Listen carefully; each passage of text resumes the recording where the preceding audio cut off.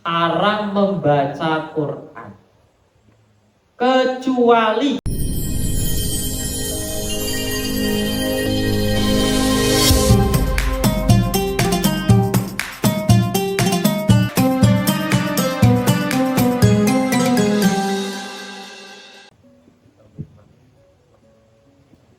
faslun fima yahrumu ala man bi hadasun asgharu au awsatu au akbaru. Faslun ayada faslun ada utawi iki faslun iku ana fasal suwiji fima ing dalem nerangaken perkara yahrumu kang haram apa man alaman ing atase wong bi kang iku tetep kelawan man hadasun utawi hadas asghuru kang cilik au satu utawa tengah au akbaru utawa gedhe. Jadi ini fase menjelaskan hal-hal yang diharamkan bagi seseorang yang memiliki hadas, baik hadas kecil, tengah ataupun besar. Tapi yang paling sering kita terangkan ya hanya dibagi menjadi hadas kecil dan hadas besar. Selain hadas besar berarti hadas kecil. Waman intaqadha wudu'uhu haruma alaihi sholat. Waman utawi wong intaqadha kang rusak utawa batal apa wudu'uhu wudune man. Jadi man di sini mengecualikan orang yang dalam kondisi daimil hadas dan orang yang statusnya faqidut thahura ini. Jadi orang yang rusak wudunya atau batal wudunya di sini itu dikecualikan orang yang selalu dalam keadaan hadas. Ono wong beser uyo, utawa ono wong wadon istihado metu getih. Orang beser uyo, orang istihado itu kan wajib sholat. Meskipun najisnya itu selalu keluar, dia selalu dalam keadaan hadas, tapi dia wajib sholat. Kalau dalam kondisi seperti ini nanti ada tata cara tersendiri. Contohnya nopo, nek wong istihado kudu dibersihkan, istinja dibersihkan, setelah itu disupeli, atau diblebet bar kuwi wudu langsung cepet-cepet sholat. Orang yang beser tipis juga sama seperti itu. Makanya ketika niat itu kemudian orang yang daimil hadas itu niatnya listibahati sholat. Nawaitul wudu'a tidak lirofil hadas, tapi listibahati sholat. Karena wudunya itu dalam rangka agar ia diperbolehkan melaksanakan sholat, tidak dalam rangka menghilangkan hadas. Karena apa? Statusnya dia hadas. Dia wudu pun itu kan dia sedang daimil hadas, hadasnya masih terus ada. Dan orang di sini juga dikecualikan orang yang faqidut thahurain. Faqidut thahurain itu orang yang dalam kondisi tidak menemukan dua alat sesuci, tidak menemukan air untuk wudu atau tidak menemukan debu untuk tayamum. Waman utawi wong intaqadha kang batal apa wudune man haruma mongko haram.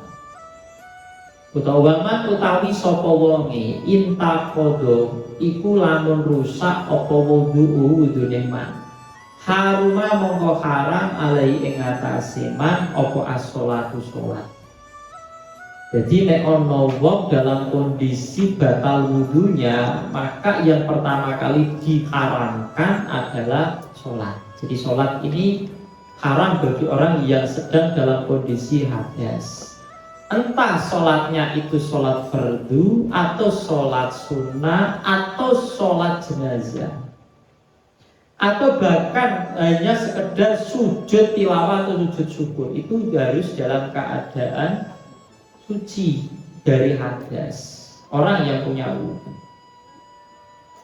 Atau dalam kondisi misal ini dalam kasus ketika ada orang sholat Jumat, khotibnya ketika khutbah itu harus dalam kondisi suci.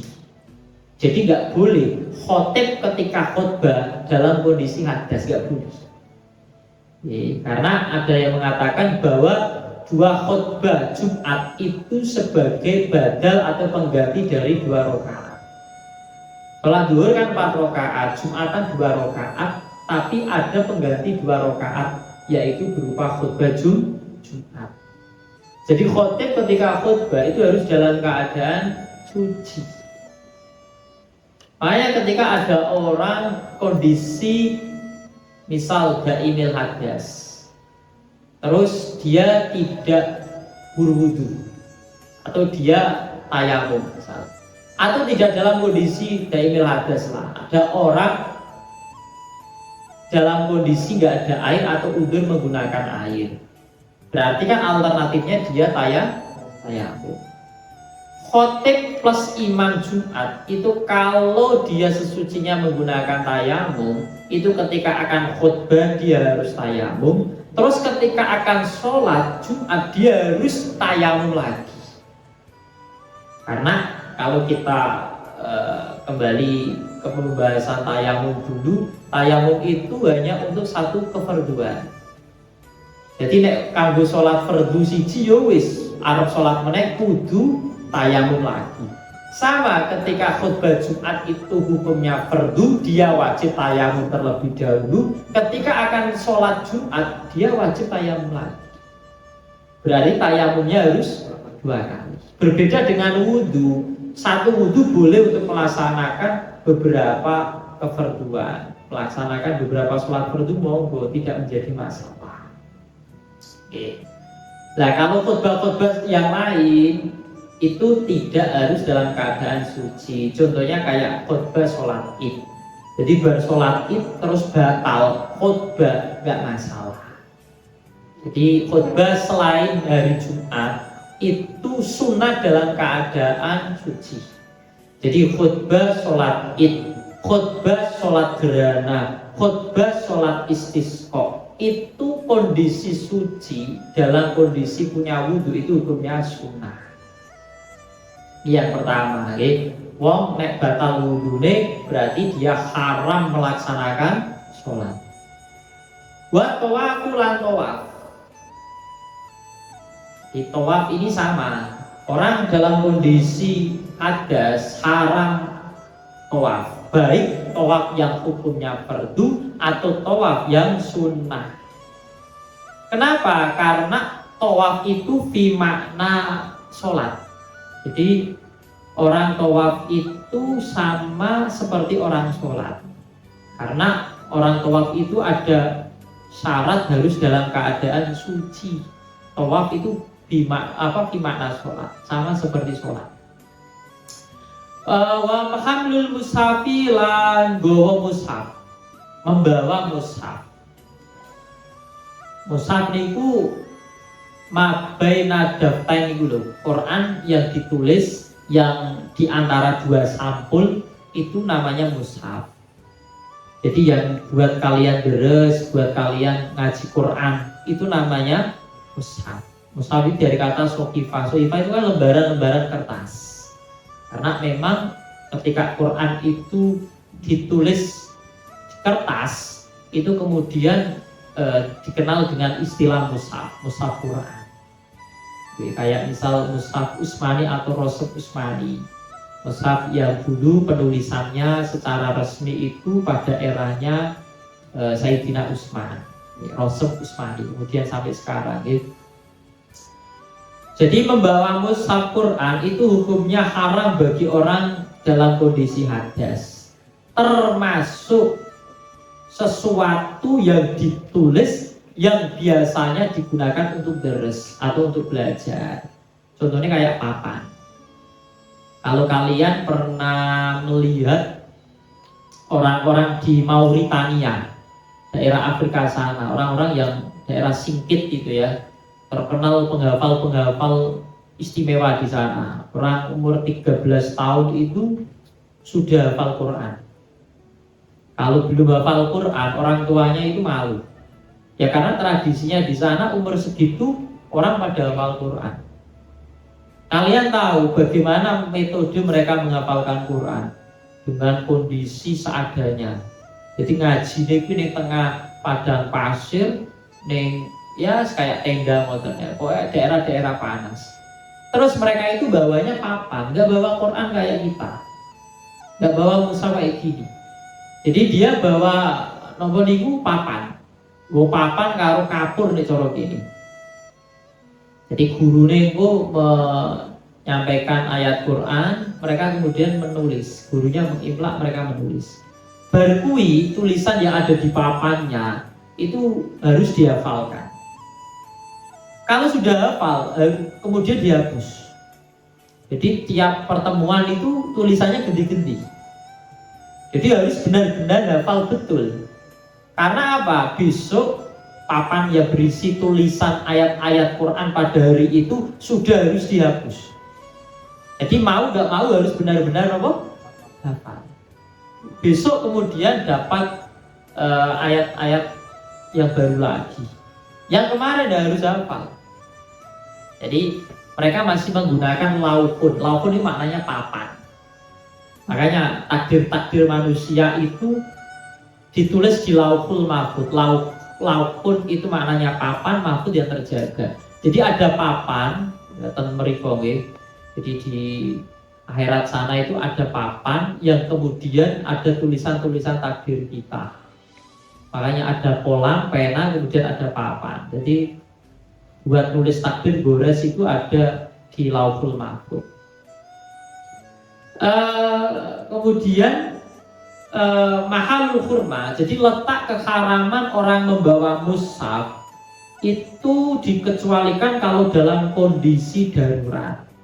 Jadi misal kalian melihat ada Quran mau apa nih, Quran jatuh misal, atau Quran hampir saja terbakar, atau Quran hampir saja kecemplung di sungai misal.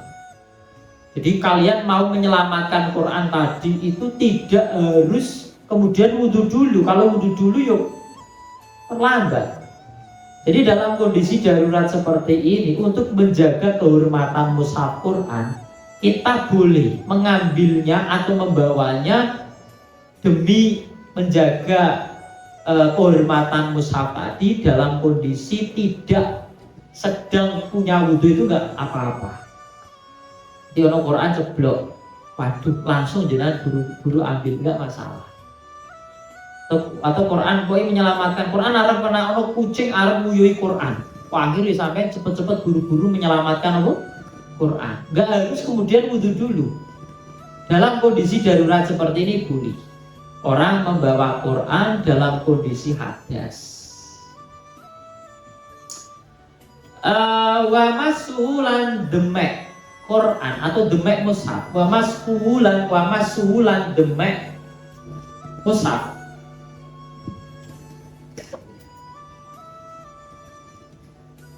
Jadi demek mushaf itu, memegang mushaf itu hukumnya haram bagi orang yang hadas. Nek demek wae haram, apalagi sampai membawa, kan seperti itu. Jadi perbandingannya kias aulawinya, kalau menyentuhnya saja haram, apalagi membawa. Ya membawa malah justru lebih haram lagi. Ya kan seperti itu. Nah, tadi dijelaskan, yang haram itu tidak hanya menyentuh mushafnya saja. Bahkan orang yang memegang sesuatu yang ada hubungannya dengan Quran itu juga haram. Kayak misal mushaf. Mushaf itu kan biasanya ada ininya loh. Cuding, terus nopo niki? Ya Allah Gusti. Tali, kemudian peti. Itu nggak boleh kita menyentuh kayak sunduk atau peti khusus Quran, khusus mushaf Quran. Itu nggak boleh kita sentuh ketika kita dalam keadaan hadas. Ilali sobi, tapi ada mustasnayat, ada pengecualian. Ilali sobi kejaba kedua bocah cilik.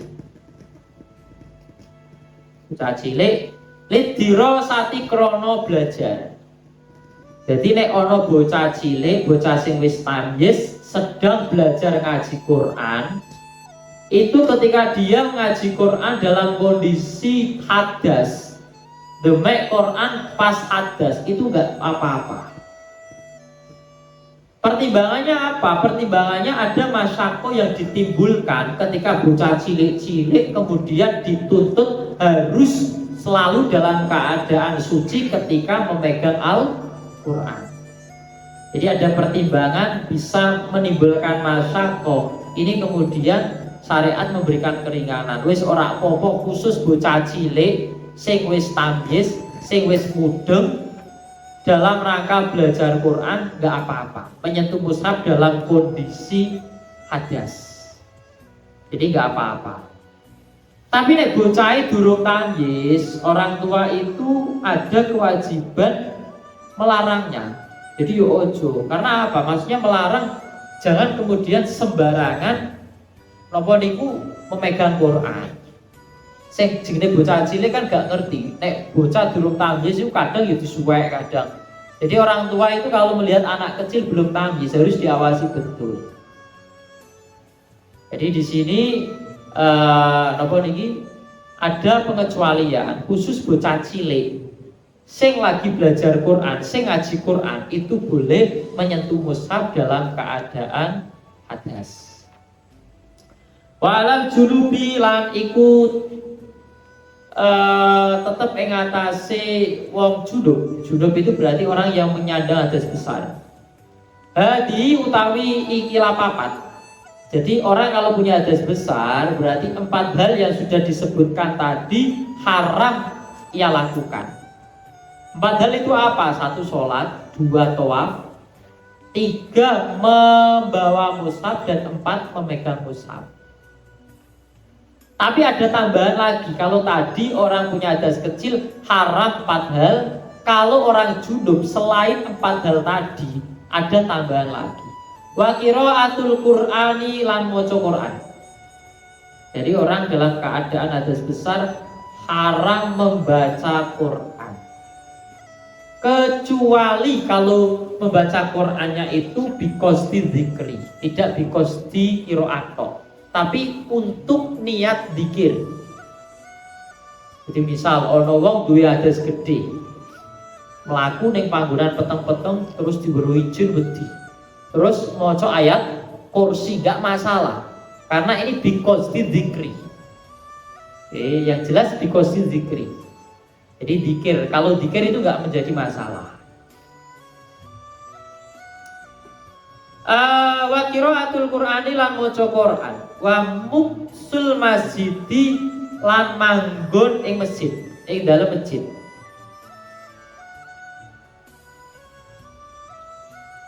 Manggon ning masjid utawa ning tanah sing statusnya apa? Masjid. Jadi masjid itu tidak hanya bangunannya. Masjid itu tanah sing diwakofke dadi masjid yo masjid kabeh. Bukan hanya bangunannya. Berarti kalau misal ada orang wakaf, aku wakaf tanah kanggo masjid sekian. Tapi yang dibangun untuk bangunannya hanya separuh. Yang separuh buat halaman. Berarti halaman itu termasuk hukumnya masjid.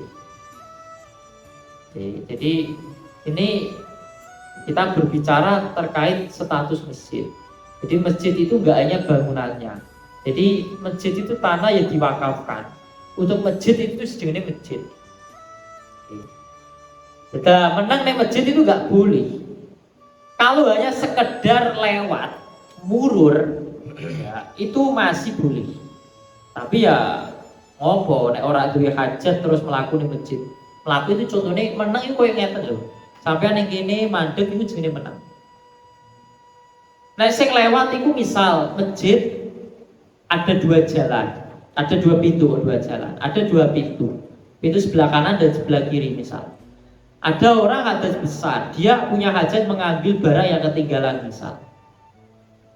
Dia masuk melalui pintu kanan, terus dia keluar melalui pintu kiri, itu dia tidak termasuk kategori muksu, tidak termasuk kategori berdiam diri di masjid. Tapi kalau dia jalan, masuknya pintu kanan, keluarnya pintu kanan, melalui jalur yang sama, itu sudah dianggap muksum. Sudah dianggap berdiam diri di dalam masjid, berarti hukumnya haram. Ya kecuali kalau memang dalam kondisi darurat. Ono wong turu ning masjid. Bareng ngono itilah mimpi basah. Berarti statusnya hadas gede junub. Arep metu ning masjid ternyata pintune dikunci karo takmire. Ya kan? Piye iki? Ya mau gak mau dia tetap berdiam diri di dalam masjid karena kondisi darurat, kekunci misal. Nah, kalau dalam kondisi seperti ini dia tidak kena hukum haram. Karena memang kondisinya demikian. Kondisi tidak memungkinkan ia untuk keluar masjid. Berarti kalau hadas kecil dia wajib menghindari 4 hal. Kalau hadas besar junub dia wajib menghindari 4 ditambah 2, 6 hal.